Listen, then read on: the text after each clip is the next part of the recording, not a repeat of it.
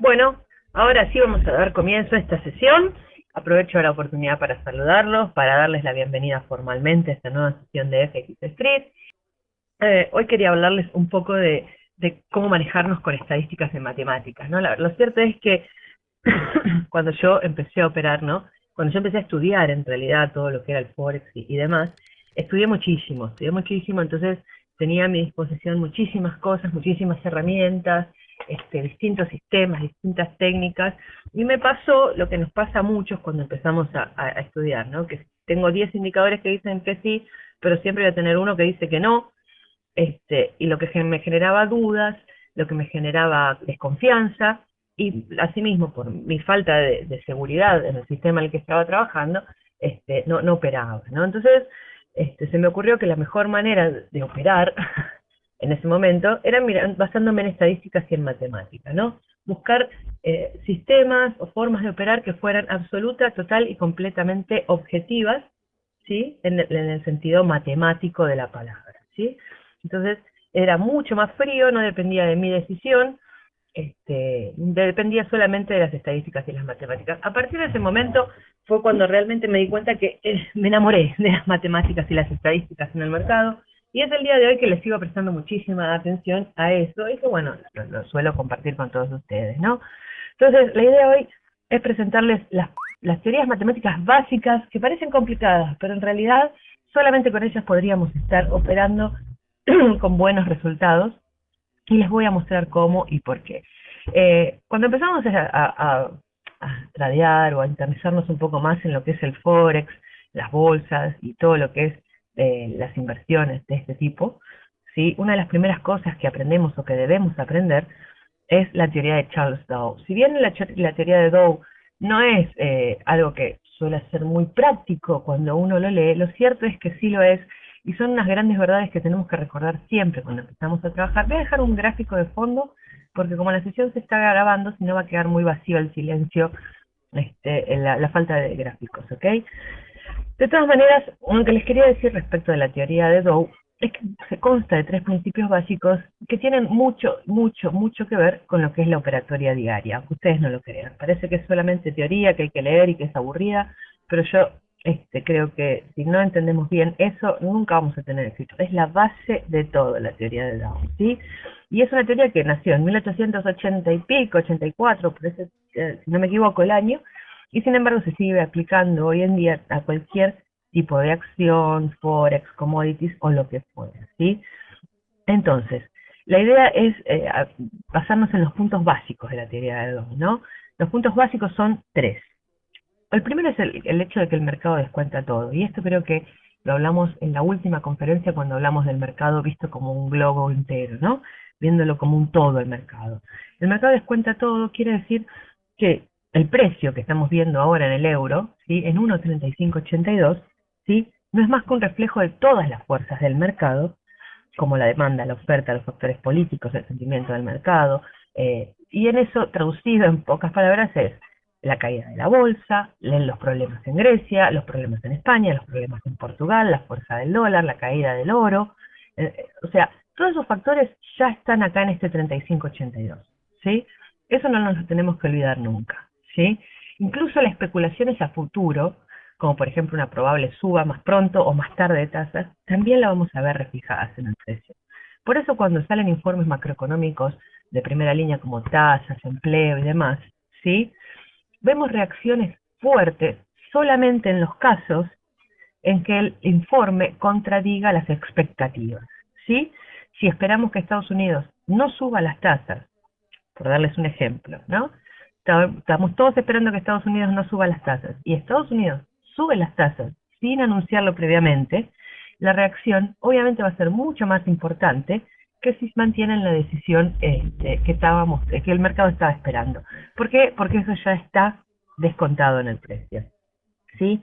El segundo punto de la teoría de Dow, que es muy importante tener en cuenta, es que el precio se mueve en tendencias. Si bien es cierto que nosotros hicimos en cuanto al Forex, que entre el 60% y el 50% del tiempo las divisas se encuentran en rangos y consolidando, perdón, lo cierto es que sí hay tendencias, y como ustedes pueden ver en el gráfico, hay una tendencia alcista, una tendencia bajista, una tendencia bajista, una alcista. Fíjense que este es un gráfico diario bastante importante, ¿no? Estamos considerando los máximos en 1,60, los mínimos en 1,23, y a pesar de las consolidaciones intermedias que vayamos viendo durante los distintos periodos de tiempo, lo cierto es que el mercado se mueve en tendencia.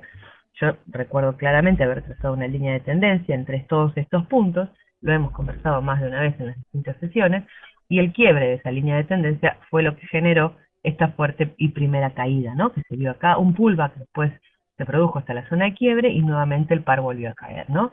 Entonces, el tener una conciencia clara, una visión clara de dónde está la tendencia, nos hace más simple la posibilidad de identificar los patrones de conducta del mercado, ¿verdad? Y obviamente favorecer las operaciones que apoyen esa tendencia. Yo no digo que no se pueda operar contra tendencia. Hay formas, métodos y sistemas para operar contra tendencia tan o más válidos que los de operar a favor de la tendencia. Pero si sabemos que estamos operando contra tendencia, sabemos cómo reaccionar al caso. El tercer y último punto fundamental de la teoría de Down que quiero que conversemos hoy son que los movimientos de precios se repiten a lo largo de la historia, ¿sí? Eso quiere decir que el mercado tiene memoria, ¿sí? Llevándonos a la conclusión de que la psicología humana cambia poco a través del tiempo, ¿sí? En lo que nos hace más fácil detectar patrones de conducta de los que veníamos hablando en el punto anterior, ¿sí? La memoria del mercado nos ayuda a detectar esos patrones de conducta que de alguna u otra manera nos dan una pista, porque nada que haya pasado en el pasado se va a repetir 100% seguro en el futuro, pero nos dan una pista de cómo puede llegar a reaccionar en el futuro un determinado par bajo un determinado gráfico de tiempo, ¿sí? Para detectar el patrón de conducta del par. Sí, que quede claro esto, que los patrones de conducta cambian por moneda, cambian por cruce y cambian por temporalidad, ¿sí? El patrón de conducta va cambiando en las distintas temporalidades. Lo que vemos en un día no suele ser lo mismo que lo que podemos llegar a ver en otro, ¿ok? Entonces, ¿hasta acá todo bien? ¿Alguna pregunta? No. Ese gráfico es semanal, no es diario. Es un gráfico diario, no es semanal. El gráfico semanal es este. Es bastante parecido, pero este es el semanal. Este es el diario, ¿sí? Está un poquito chiquitito para que se vea el Fibonacci entero. Y lo podemos bajar a semanal, ¿sí? Así se ve más clarito. Ahora sí es semanal, ¿sí? Pero era un gráfico diario, ¿ok? No hay problema, Romero. Se ve un soporte fuerte, exactamente.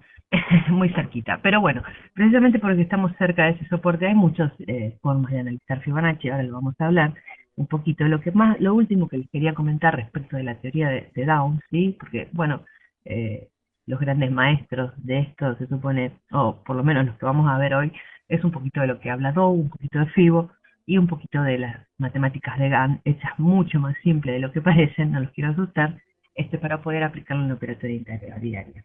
Entonces, lo que decía Charles Dow, que tiene mucho que ver con este gráfico del euro, con este Fibo que estamos viendo ahora, es que el concepto de retroceso, ¿sí? Según Charles Dow, decía que una corrección de precios es una corrección de precios, perdón, que se produce dentro de una tendencia principal, ¿ok?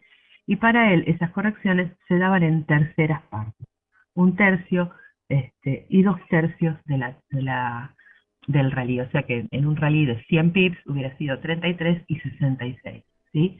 Ahora, tengamos en cuenta esto, el 33% está muy cerca del 38.2 y el 66% está muy cerca de este 61.8 que nos da Fibonacci, ¿sí? Entonces, ¿cómo manejamos esa información y cómo la usamos, ¿sí? para operar? Fíjense, en este caso, en este Fibonacci, ¿sí? Que yo tengo agregado aquí un segundo nivelcito, un poquito más abajo del 61.8, ¿sí? A nivel ejemplificativo nada más, no es para mucho más. Porque a veces vemos que los pares pasan un determinado nivel, ¿sí? Hacen piquitos, vuelven, no terminan de confirmar, ¿sí? La verdad es que viendo este 61.8 en la zona de 1.3480, 90 más o menos que se encuentra, uno diría que de cerrar un gráfico, una vela diaria o semanal por debajo de ese valor, de una u otra manera el euro estaría anticipando una continuación bajista en este gráfico semanal que es grande, yo sé, pero es para dar un ejemplo para que lo veamos un poquito más claro, ¿verdad? Sin embargo, yo suelo esperar al menos el quiebre del 66, para confirmar ese movimiento, ¿sí? Entre el 62 y el 66, para mí todavía estamos en una corrección. Por ahora esto no deja de ser una corrección a esta gran tendencia alcista, visto desde este punto de vista. Obviamente es una fuerte tendencia bajista porque se lleva en el mediano plazo, ¿no? En el largo plazo es una corrección, ¿sí? ¿Se entiende lo que quiero decir? Lo mismo pasa con el 38 y el 33.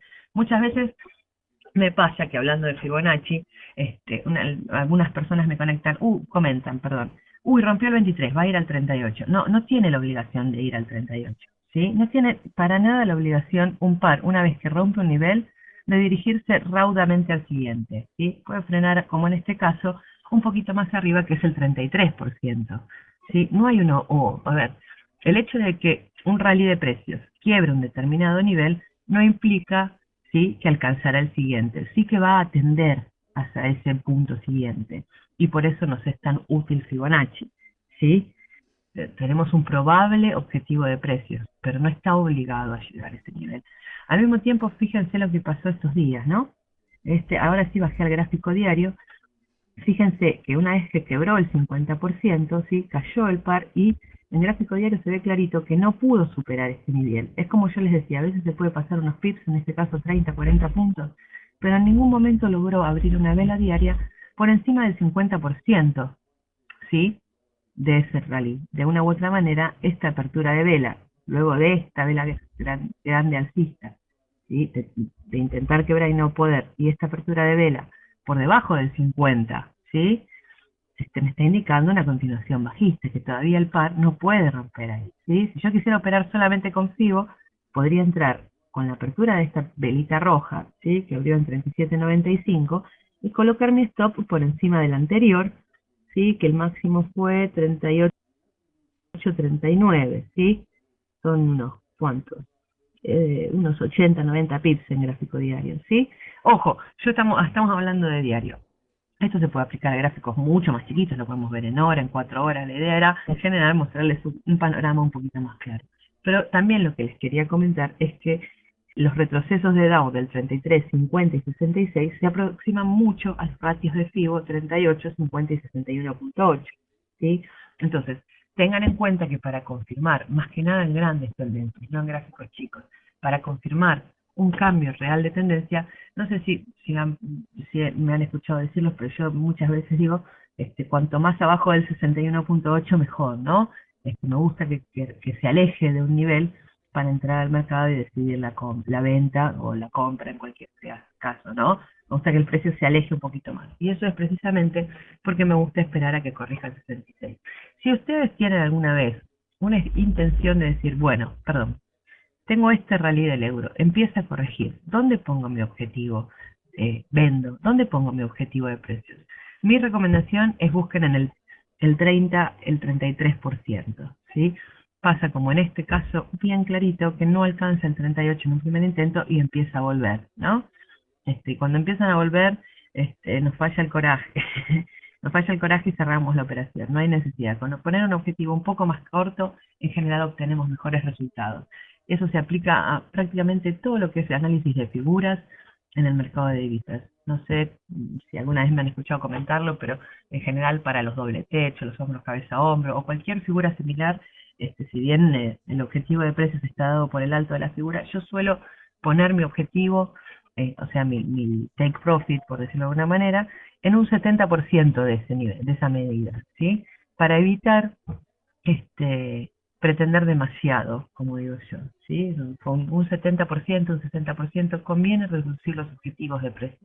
Si estudian un poquito cómo se comporta el euro, más que nada, y la libra con los Fibonacci, van a ver que el 33 es mucho más fácil y mucho más probable que lo alcance que el 38.2. De todas maneras,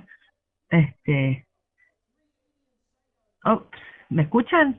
Ahí saqué y removí el gráfico. ACR no nos escucha, hay que decirle a ACR, comenzó hace rato.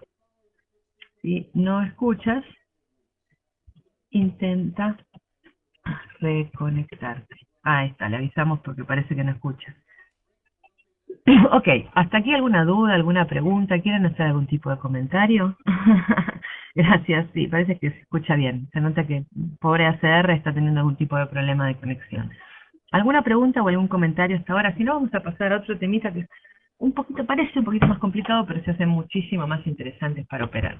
Les doy un segundito, posteen, si quieren preguntar algo con respecto a Fibonacci, mientras yo voy preparando los retrocesos de Dow, ¿sí? Lo que dice, los retrocesos de Dow dicen que el mercado tiende a corregir en terceras partes, ¿sí? Entonces, las correcciones de Dow, en vez de ser, ahí lo estoy escribiendo, ¿sí? Un tercio, medio y dos tercios, o sea que un 33%, ¿sí? La teoría de Dow dice que como el mercado se mueve en tercios, 50% y 66%. En realidad es 33,33 periódico, pero no nos vamos a andar peleando por los decimales, ¿no?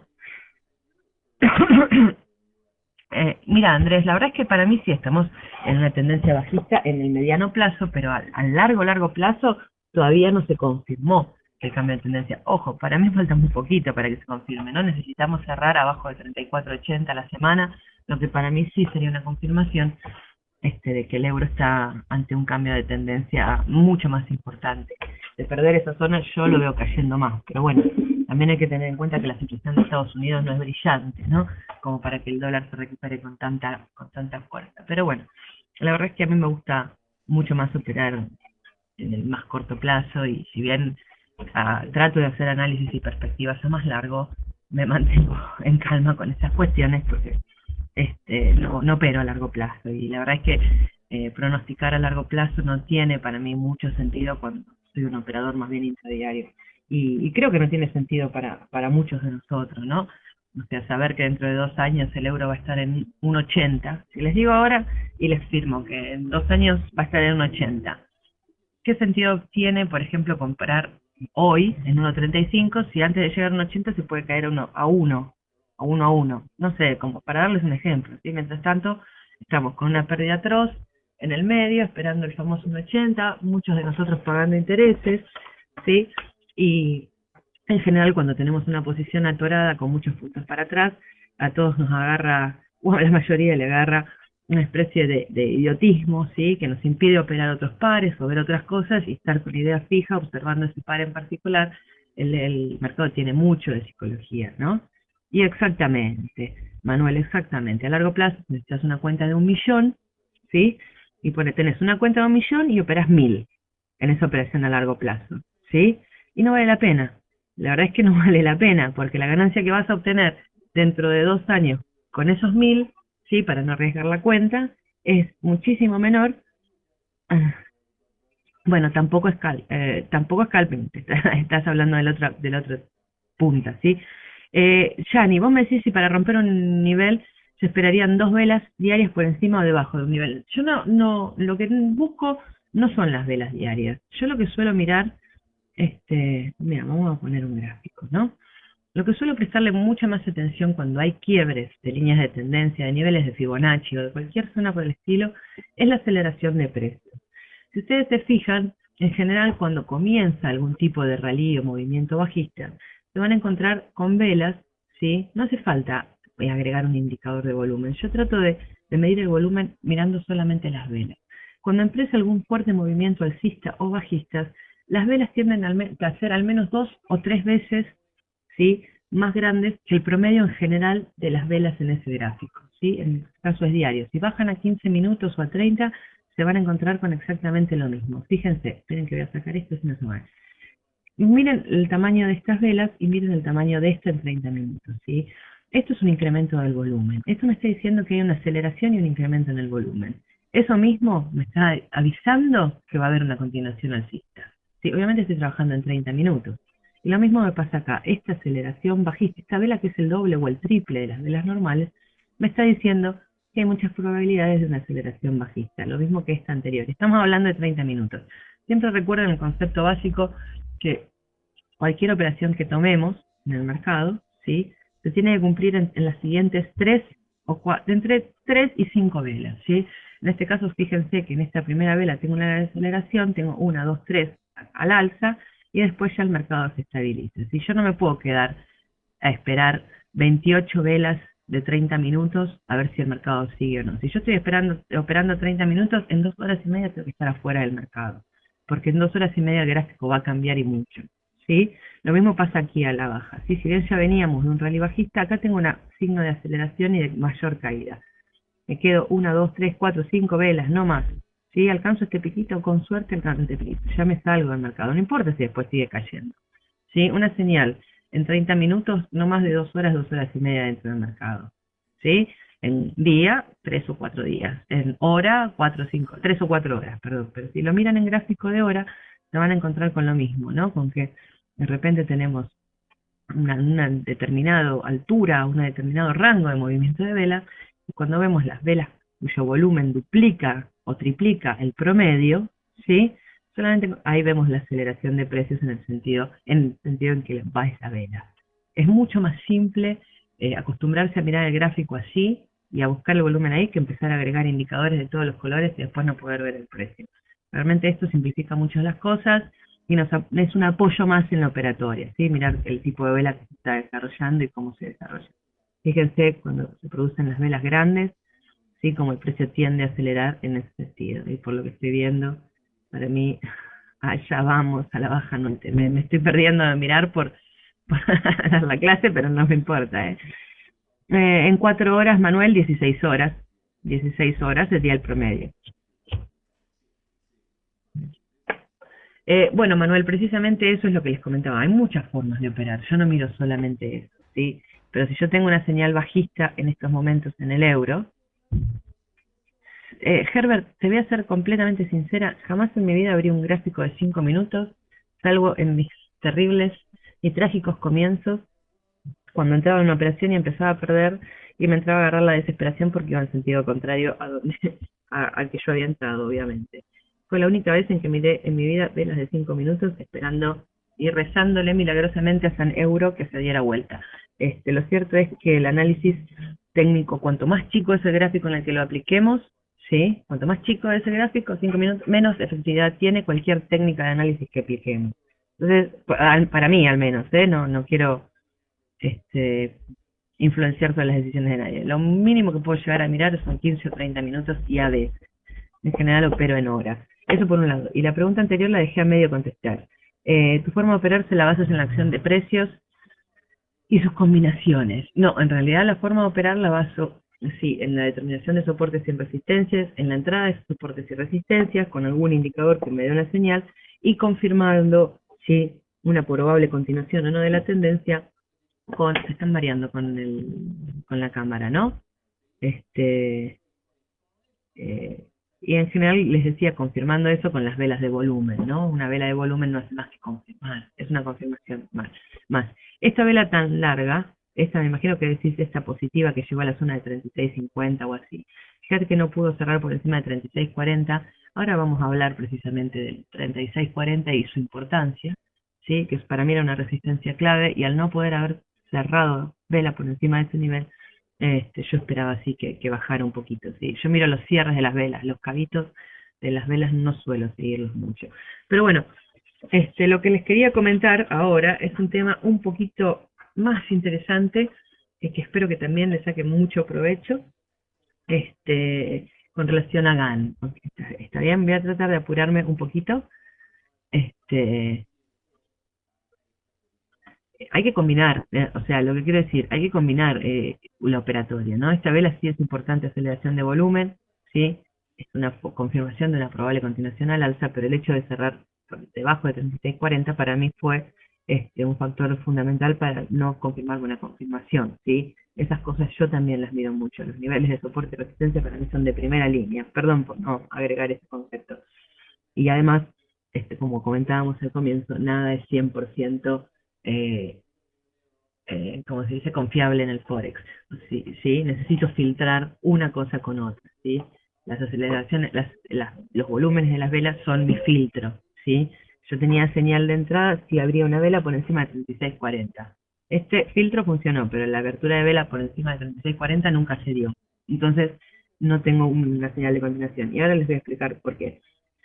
El último gran maestro de los números que les quería comentar un poquito hoy es Gann, ¿sí? Fue un matemático bastante complejo en realidad, ¿sí? Que desarrolló distintas teorías en cuanto al precio, la acción del precio, este, pero en general lo que él decía es que, o sea, que buscaba, ¿sí? Era algún tipo de punto matemático en el cual el precio de una acción, de una commodity o de un par en particular debería tender a detenerse tanto en la tendencia alcista como en la tendencia bajista, ¿sí? Tenía que buscar él trató de buscar un punto que fuera matemáticamente importante. Nuevamente, con la idea de ser más objetivos y fríos, ¿no? Entonces, según su teoría, estos puntos se determinaban por, lo habrán visto por ahí, son teorías muy, muy complejas, por la división del círculo de 360 grados, o el cuadrado de 12, el cuadrado de 20, este, o el cuadrado de la mitad de un número determinado, ¿sí? Podríamos elegir cualquier número. Pero en definitiva, y para aplicarlo al Forex y para hacerlo mucho más sencillo, ¿sí? Lo que nosotros usamos es una espiral logarítmica, ¿ok? Con un incremento de 5 pips. Ahora se las voy a mostrar la espiral logarítmica, no se me asusten, que no es nada del otro mundo, ¿sí? No entren en pánico. Lo que no puedo hacer es reducir el tamaño de la espiral de la planilla de Excel. No lo sé hacer, una vergüenza. Acá estamos, para que se vea un poco más completa, ¿sí?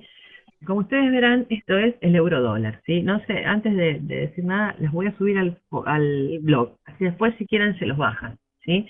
Es una logarítmica, ¿sí? Empezamos con el precio más bajo en el centro, ¿sí? Más bajo del par bajo estudio, históricamente, ¿sí? Como para tener un punto de referencia. En el caso del euro fue 0,82, ¿sí? Y aunque parezca un cuadro esto, un cuadrado, va creciendo logarítmicamente 5 pips, ¿sí? 5, 10, 15, 20, 25, 30, 35, 40, 45, 50. Como ustedes ven, va creciendo en forma logarítmica espiralada, ¿ok? Cada 5 pips.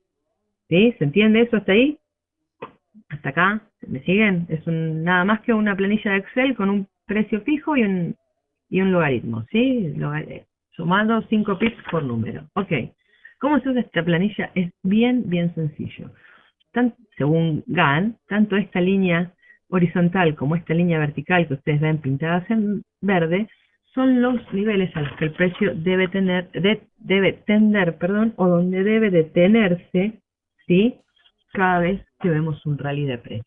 ¿Sí? Los fundamentales son estas zonas verdes marcadas acá, ¿sí? Tanto horizontal como verticalmente.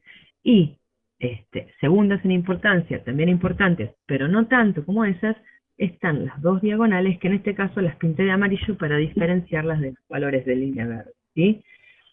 De acuerdo a Gann, los números que forman los dos ejes, el vertical y el horizontal, son a los precios a los que tiende el mercado una vez superado el anterior, ¿sí?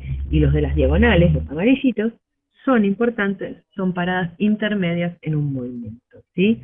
Ahora, vamos a buscar el gráfico del euro y vamos a buscar los niveles más cercanos al precio actual. La forma de hacer esto lo vamos a hacer en vivo para que les quede claro. El precio está ahora en 1,36 y algo, ¿no? 37,25, 36,40. ¿Sí? Acá está el 36,40, que es una diagonal. ¿Sí? Entonces, yo voy a mi gráfico, lo voy a poner un poquito más, así lo podemos ver mejor. ¿Sí? 1,36, perdón, esto salta, 1,36, dije 40. 36,40, vamos a marcar el 36,40. Ahí está marcado el 36,40. Bueno, el siguiente era 1,30, el precio actual, ¿sí? Que es el número vertical 35,60, ¿sí? Y el siguiente a la baja es 34,80. 35,60 es el nivel actual, donde, o casualidad, el precio se ha detenido. Voy a marcar todos los puntos porque si no nos vamos a volver locos con la cámara que va y viene, ¿sí? Ahí, 35,60, y habíamos dicho 34. Sí, lo uso mucho, Miguel. Fíjate en los reportes que hice hoy donde puse los niveles del par. Se fijan, precisamente coinciden mucho con estos niveles que estamos viendo, y si se fijan, la zona de 34,80, 34,95 es la zona donde el par suele detenerse. Voy a desconectar un poquito la cámara, ¿sí? Mientras les sigo comentando, y voy a marcarlos para marcarlos más rápido, porque si no, esto se está demorando mucho, porque salta de una punta a la otra el gráfico. Marco los niveles rapiditos y seguimos, ¿sí? 37.25, ¿sí? espérenme que estoy marcando, y el siguiente habíamos dicho en 38.10. 38.10, sí, perfecto. Voy a cerrar la espiral, voy a marcar los puntos y después se las paso. Bien, ahí están marcados en gráficos de 4 horas. Es bastante sencillito, ¿sí? No, sí, yo sé que no se ve. Ahora sí se va a ver. Uy, lo acabo de mover. 27.20 creo que era este, 25 lo acabo. 27.20. Y vamos a poner que era 20.25, no me acuerdo precisamente. ¿Sí? Y este era 35.60. Ahí. ¿Sí? Bueno, hay medio pips de diferencia. Fíjense la conducta del par en estos niveles, ¿no? Son niveles de soporte y resistencia que podemos, con los que podemos trabajar mucho más sencillamente y hasta incluso operar. Fíjense lo que suele ocurrir cuando el precio corta alguno de estos niveles y tiende a dirigirse al siguiente, tal cual Fibonacci, ¿sí? ¿Lo ven? Y fíjense la importancia de los números marcados como verticales y horizontales, la fuerza que tienen para detener el rally de precios. Por ejemplo, en este caso vemos que he intentado varias veces abrir una vela por debajo de ese nivel y no lo he logrado. Ahora precisamente está peleando nuevamente con ese nivel luego de detenerse en esta zona muchas veces. Obviamente, como todo nivel de soporte o resistencia, tiende a romperlo. Pero lo que también es muy útil de este tipo de niveles es que cuando el par alcanza, especialmente los niveles horizontales y verticales, ¿sí? Por primera vez tiende a rebotar en forma bastante importante, ¿sí? Si lo miramos en gráficos más chiquitos, ok, uy, se me movió la línea. 37.20 era más o menos, ¿no? Sí, se me movió la línea, perdonen. A ver, ahí está. Si lo miramos en gráficos de una hora más chiquitos, se van a dar cuenta que en general tienden a rebotar y cuando no tocan estos niveles por primera vez y cuando son niveles verdes, ¿sí? Los horizontales o los verticales, ¿sí? Tiende a rebotar y ofrecernos un rally de 20, 30 puntos fácil en el euro, ¿sí? Obtener ese tipo de nivel, ese tipo de retroceso, ¿sí? Particularmente con el euro. En el yen, si bien todos los cruces del yen son mucho más eficientes que el euro con los niveles de GAN, ¿sí? Con los niveles de soporte y resistencia de GAN, los retrocesos son más chiquitos porque los rangos son más cortos, ¿sí? Pero trabaja muy bien esto con los pares del yen, ¿sí? Tanto como niveles probables de objetivo, de soporte o de resistencia, porque sabemos que el par tiende a ir de una punta a la otra. Miren lo que pasó, voy a correr el gráfico hasta la última vez en que el precio se encontró en esta zona, ¿sí? Miren todo lo que pasó en tiempo, ¿sí? Y sin embargo, no, es el de 4 horas. Ahí estamos, aproximándonos. Sí, fíjense cómo una vez quebrado el nivel se aproximó al siguiente, actuó como soporte, se dirigió al siguiente. Fíjense la fuerza que tienen estos niveles tanto como soportes como para resistencias del par, ¿no? En general, para mí es mucho más sencillito establecer soportes y resistencias. De esta manera, si yo no estoy segura de cómo determinar zonas de máximos o mínimos, buscar soportes y resistencias de otra manera, creo que esta es la manera más fría y más sencilla de hacer, ¿no? Para buscar soportes y resistencias. Si no saben determinarlas de otra manera, ¿no? Pero en general, tengan en cuenta que los pares suelen rebotar mucho cuando se aproximan a estos niveles, ¿sí? Suelen rebotar, no pueden quebrarlos al primer intento. Es muy difícil que cualquier par, particularmente el euro y los cruces del yen, el dólar yen o el euro yen, quiebren un nivel GAN el primer intento de aproximarse a él, obviamente como todo soporte de resistencia con el tiempo quebrado. Pero es muy difícil verlos que en el primer intento lo hagan, ¿sí? O sea, ofreciendo un rebote y quizás una nueva posibilidad de entrada al mercado, ¿no? A niveles más altos para continuar con la tendencia.